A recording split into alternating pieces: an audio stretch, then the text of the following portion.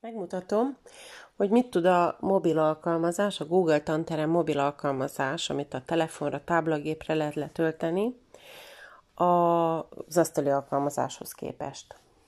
Bemegyek a tanterembe tanárként, kikeresem a sablonosztályt mondjuk, és gyorsan megmutatok egy nagyon egyszerű kicsi alkalmazást, kiválasztom ezt a személyeket, és a jobb felső sarokban látszik az a kis 4 négyzetből alkotott tanulóválasztó.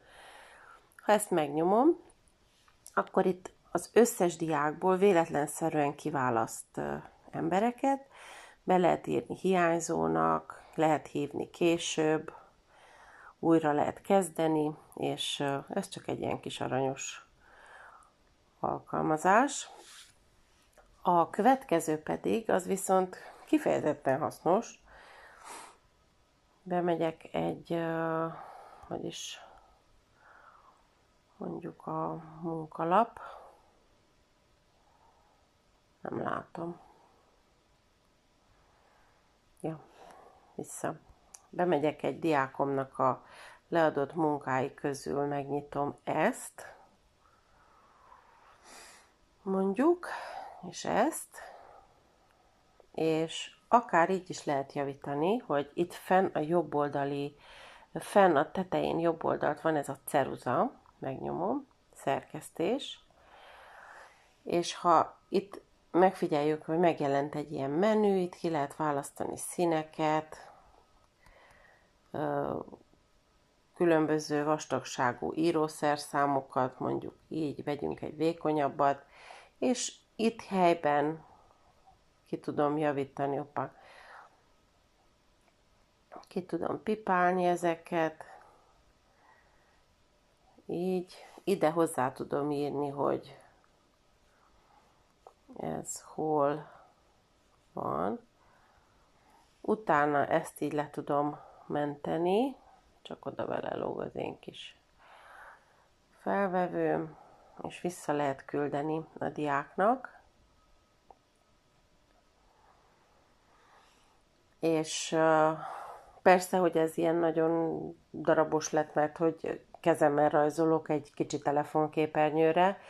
Ha nagyobb a képernyő, vagy ha van egy ilyen stylus, egy ilyen kis írószerszám, akkor sokkal szebben lehet írni. Ez a második eszköz. A harmadikat pedig diákként tudom megmutatni. Bemegyek diákként, ugyanabban a sablonosztályba, és tegyük fel, hogy a tanárnő felhagyott nekem, hogy készítsek egy rajzot. És ebben az esetben előkészítem a rajzot, és ide kell leadni a feladatoknál, mondjuk ide. Tegyük fel. És ez le volt adva. Adjak egy olyat, ami nincs.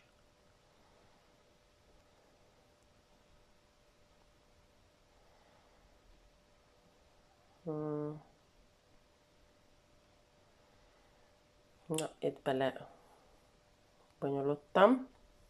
Tegyük fel, ezt kell leadjam. Egy mellékletet. Mondjuk, hogy egy képet kell készítsek egy rajzomról, amit készítettem. És itt látható, hogy a melléklet lehetőségek között van a fotó készítése. Tehát nem kell külön egy fényképet készíteni és azt csatolni, hanem meg lehet innen rögtön az alkalmazásból csinálni. Itt van a kép, a pipával jobb oldalt elfogadom, az X-el kezdem előről. Látszik, hogy csatolja, elnevezi, feltölti a kurzus tárhelyére, és nekem csak annyi dolgom van, hogy leadjam. És kész, elment. Úgyhogy ez is egy ilyen hasznos kis alkalmazás. Használjátok egészséggel!